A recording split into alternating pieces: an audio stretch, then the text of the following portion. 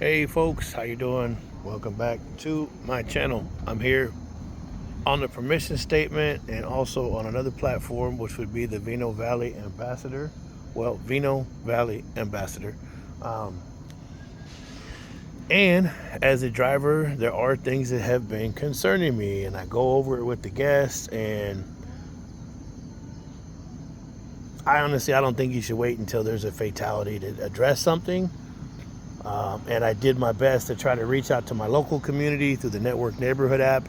Unfortunately, there's people that are on there that will try to govern what should or should not be said or can or cannot be said. They kind of step outside of their lane, or they swerve outside of their lane and kind of press onto other people's constitutional rights.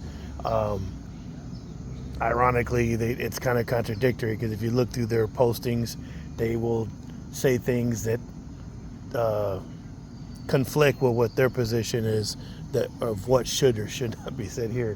But I don't haggle with nobody. I'm not gonna haggle with them. I just keep pressing on forward, or I will share it to other platforms. So um, one of the things that I've been seeing a lot of, I was stationed in Germany, in Vilseck, Germany, with 2-2 infantry, and when I was there on post, I saw the MPs arresting a man.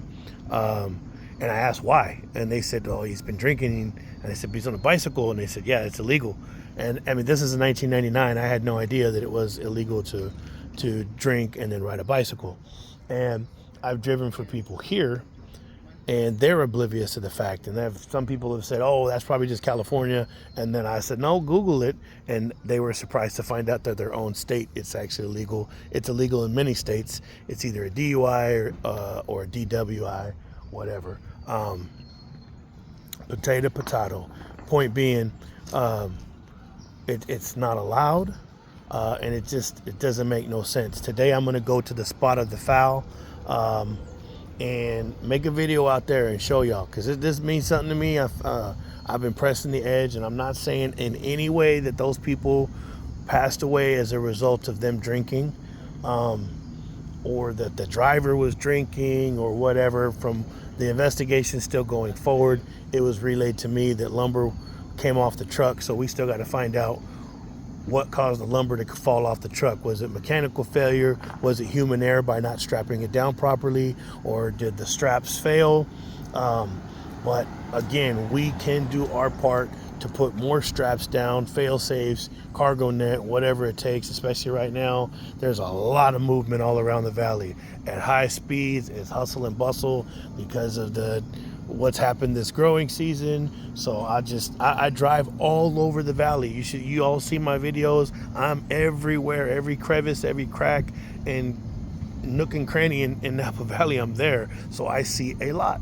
And I have videos that I'll post from the past to maybe support my premise as to why I'm compelled to do so now. And with this tragedy that took place right here, this loss of life, which should be front and center, and above all, people over profits, people's safety is definitely, for me, something that goes before profits. So if there's anybody that's going to refute that, say so publicly right here, and we can have that discussion or debate, what have you. But Silverado Trail, a lot of people ride their bicycles there, a lot. And on Highway 29, you'll see families up and down the valley. And I'm gonna say this again, just imagine if that would have been a whole family on bicycles, that happened there too. It's no less tragic that it was a man, a woman, people, visitors here. But just imagine the optics of that. And so why I think it's so important that we are vigilant and we do our due diligence to make sure safety protocols and redundancy, there's nothing wrong with redundancy, so that if one thing fails, maybe another thing can kick in and protect it. But so the thing that's been irking me and tripping me out is, why are people not being told that it's not legal to ride a bicycle and to drink and to consume alcohol? And then who's the one? Why are people not? It doesn't make no sense to be riding a bicycle with a thin line for protection. That's it. That's the only thing you got. There's no wall there. There's not like 29 where they have a dedicated bike path that has protection up to a certain point. No, it's not. And I'm not here to cast aspersions on any business that's not advising these people or telling them. But people should. Nobody's telling them. People were like completely caught off guard. Like, what? What do you mean? And I'll ask people, did you go to the wineries and do that? Or were y'all going winery to winery, drinking tea? And then they get back out on the Silverado Trail. So just think about somebody on a bicycle drinking and then getting out on the Silverado Trail when see this car right here? If I'm on a bicycle, that's roughly how close the cars get to you, going 55 miles an hour or faster. And I'm at a resort right now, an awesome resort, and biking is one of the things that I recommend for folks to do. So I'm not saying don't bike in Napa, not at all. I think biking is one of the most awesome, and picnics and everything is one of the most coolest, most family or just couples things that you could do here in Napa. But trip out on this, watch this. All right, I'm here at one of the bike rentals, right? All right. Do you see any indication says helmets and locks available at the market, right? Do you see any indication do not drink and ride this bike, right? So it says helmets. Oh, it does say ride single file, which they clearly disregard that. Helmets are recommended and required by law. Oh, wow, it does say do not ride under the influence of alcohol or drugs. Ride in single file, don't ride on the sidewalk. Huh. Okay, so trip out on that. So despite that fact that it says right here, do not ride under the influence of alcohol or drugs, ride in single file, which that's what I was alluding to when I was leaving the mud bath establishment yesterday in Calistoga. The people were stacked 3-4 out in the road in these tight corridors and with complete disregard for their safety or other people on the road. And it says ride with the flow of traffic, obey traffic signs, do not wear headphones, yield to pedestrian. It's against the law to ride after dark without lights. But look down here. Pedal and pamper, ride to the Oxbow in downtown, bike to the wineries. So why would it say bike to the wineries and don't ride under the influence of alcohol or drugs? Bike to the wineries, don't.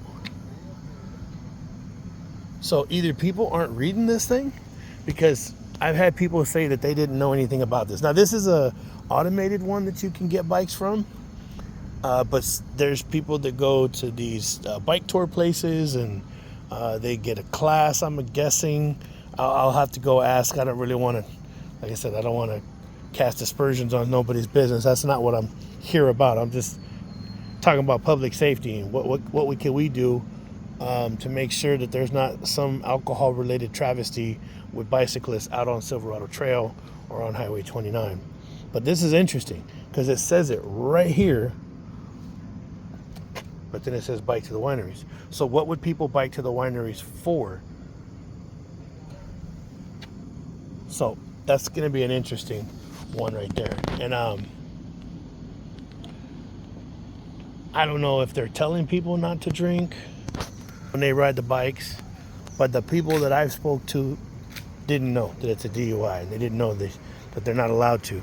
There was an incident that one of the riders told me about, that on 29 at one of those crossroads, like either Yountville Cross, I alluded to it in my video the other day, that either Yountville Cross or Oakville Cross, that there was a group and that one person in the group couldn't come to a complete stop and kind of skirted out onto Silverado Trail, and so 2 vehicles had to stop. The second vehicle was a highway patrol, so the highway patrol pulled over and the guy was cited, and he was just completely beside himself because he didn't know that it was not legal. So getting the ticket's one thing. My concern is public safety. But I posted a video from this morning. As I'm coming down to start my day, there's a ladder, an aluminum ladder in the middle of the road right there on Silverado Trail in Lincoln, right? And the guy pulls over and he puts it back in the bed of his truck and doesn't secure it at all and just drives away. And this is only days after those people were killed by something coming loose and falling out of a truck, right? And then the very next day after that incident, I was showing y'all in Yountville as I'm driving. This guy's, I don't know where he came from. He was driving down Washington in Yountville. It looked like he came off one of the access roads, maybe Old Redwood Highway, or I hope he wasn't driving like down the freeway, but he had his tailgate down. He had a wheelbarrow right there, all kinds of loose lumber and tools. None of it was secured. And this is what I'm talking about. That's why I think now is an appropriate time to really delve into this issue that folks got to secure stuff better. I've been on Monticello Road, and people have lost things coming flying out of the bed of their truck. There was a guy who had a whole bunch of like 8 or 9 foot pieces of PVC pipe. Imagine a piece of PVC pipe coming flying off the back of a truck at 55 miles an hour and hitting you. I think the piece of PVC pipe, one of them is still at the base of somebody's driveway right there. But I'm not here to cast aspersions on the biking industry. I want folks to come here. And Napa's beautiful, and biking is a nice, slow and easy, fun way with a picnic. But we have to be concerned about people consuming alcohol and going out onto Highway 29 when they're right next to cars zipping by them. That just seems like a slippery slope. And if people are going to be rolling up and down the Highway 29 or Silverado Trail, it's our duty to protect the public and secure things, lock them down. But just days after that fatality, right here, I'm gonna take y'all to the spot of the foul. I'm seeing all over the valley people still complacent. So I'm just here to encourage people and hopes of people seeing that video and understanding what took place and how a tragedy like that can destroy lives on both sides. The person who did it, the person who may be responsible, the people who lose their lives, their family members, the family members of the person responsible, the company that owns the vehicle. It's just, it's all bad all the way around. And what can we do? We can be vigilant. We can be hyper vigilant. There's no such thing as hypervigilance, I guess, when it's life and death, when it's public safety. Tell that to somebody who's got an allergy. Tell them they're hyper vigilant. They're not hyper vigilant. They're just vigilant because there's a life and death consequence, and you can't undo that. And so we have to do everything we can to stop that. That's why I wanted to share that story with y'all that took place in Santa Rosa on I think it was 300 Rodeo Lane was where the apartment was right there in Santa Rosa. And for months I kept begging, going door to door even, and asking parents, hey man, like this is dangerous out here, you might want to be out here keeping an eye on your children. And there was a community garden right there, and we would go grow vegetables, and my son would play with this other young man. It was like 4, I think it was 4 years old, and really nice kid. There was this apartment complex, the company, when they first built it, they put in what you need to put speed bumps, but to save that extra money, they didn't actually put the speed bumps in. So there was no speed bumps. So imagine this right here, not having speed bumps. You can get quite a bit of, speed up without them. But when there's speed bumps, you kind of want to slow down. And so there was a bend in this parking lot. So there was the road, and on both sides, right and left, there was the parking structures, the overhangs. And so as soon as you step out from the back of your car, like say you're getting out of the car, as soon as you're out of here, you're out in the lane, and here's the covers of your vehicle. And so boom, cars are zipping by. And then there was a bend in that, and at the bend they had the garbage, the concrete or cinder block garbage, so you couldn't see around that, and they couldn't see around. Drivers coming from either way can't see that, and that's where they put the crosswalk. So at the bend where people couldn't see, there was no mirror, nothing to slow down, nothing. And people were always gunning it through there in a hurry, impatient, complacent. And I kept I would say, hey, slow down. I would step out in front of people's vehicles, slow them down, like, hey, think about human life here, slow it down. And it was always the same response, oh, whatever, and I'm a jerk, and none of my business, and all this other stuff. And I even took my vehicle and would stop people and ask them, hey, it's not worth somebody dying, just can you slow down? I threw oranges at people's windshield to like, hey man, you're gonna get somebody. And sure enough, one of my neighbors, she ran over that 4-year-old little boy as he was walking in the crosswalk on his little scooter, only a few feet behind his grandmother. And that woman, either 6 or 7 days later, before that, I had stepped out in front of her vehicle, and she looked at me like, what did I do? And I said, can you slow down? My wife and I worked in San Francisco, and we would commute from Santa Rosa to San Francisco, and we had returned, picked up our son, and we were parking our car and getting out, and she was gunning it by there. And so I stepped out, and she looked at me like, what am I doing wrong? Why are you tripping? And I said, man, you're going too fast. 6 or 7 days later, she ran over that little boy. She had her 2 daughters in the car. She had her husband in the passenger seat, and she drove over him in her SUV. And when that happened, I was inside my apartment with my son, and we came out to go somewhere, and there was fire trucks and ambulances, highway patrol was right there, and they were on the ground trying to save this little boy's life.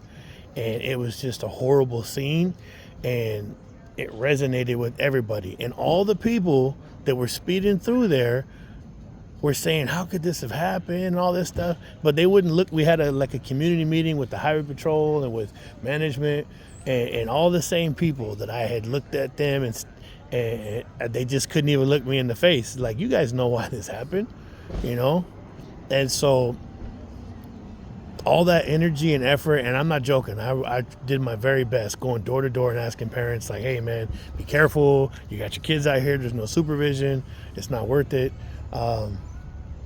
And to see that little boy die in front of all of us, it was horrible. 4 years old, stricken down. And so I'm passionate about this stuff. It means something to me.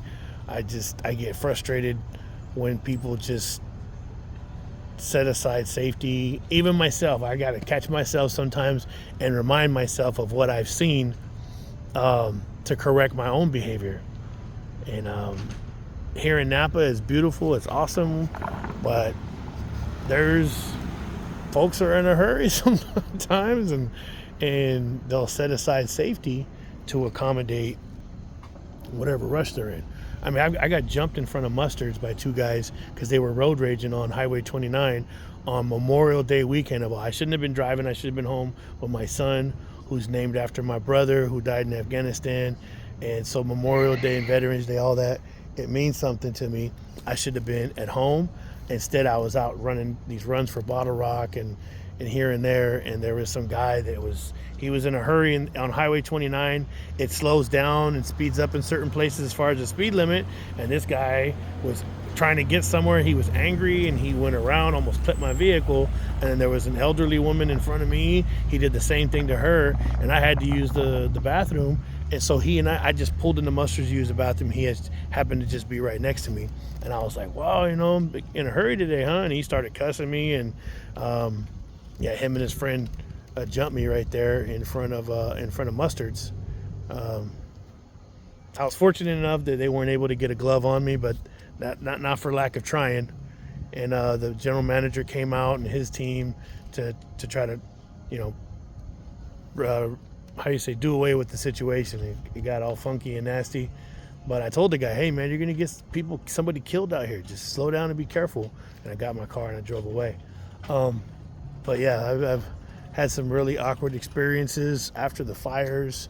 A lot of those roads were essentially turned into logging roads because there's all these flatbed trucks and they were cutting down all the trees, and a lot of these drivers were just cutting the road with complete disregard for safety. And I got videos of them doing that, and then a car coming around and them almost obliterating it. And some of these companies out here with their work trucks going around on blind curves because they were being impatient with my son in the car. And then as they try to do that, I got film footage of it. RVs coming around the other side and almost head-on collision, you know. And so when people do that, unfortunately, if you do it on a blind curve instead of a straightaway or on a road that has the dotted lines where you're allowed to do it, you put the people coming the other way in a circumstance where they either have to pick from hitting you head on or hitting that other person, and that's not really fair to that person if you made that decision and then that vehicle may hit them head on. Which I've had a head on here sitting at a stoplight here in Napa with my son in the car. Some dude ran a red light and he got T-boned on a Big Ranch Road in Trancas. So I mean, I've had a lot of, and then you see the video here where the guy ran the stop sign up there at 128 and 121, T-boned me. My face goes through the driver's side window, orbital blowout and everything. And he tried to run. I had to chase him down. So I've had many an experience here, and I think as a driver, that's my acumen. That's my position or premise as a qualified expert on the subject. I don't have a degree in physics or transportation or any of that stuff, but I'm a driver. This is what I do. I'm all over the valley. You know, that's just from the 60-something thousand miles is just from last March to now. So I've been doing this for years. And so I hope we as a community and those people who come here to enjoy themselves, that we can work together, just make sure everybody's safe at any time of the year, whether it's harvest, summer, spring, winter, what have you. Let's keep Napa safe.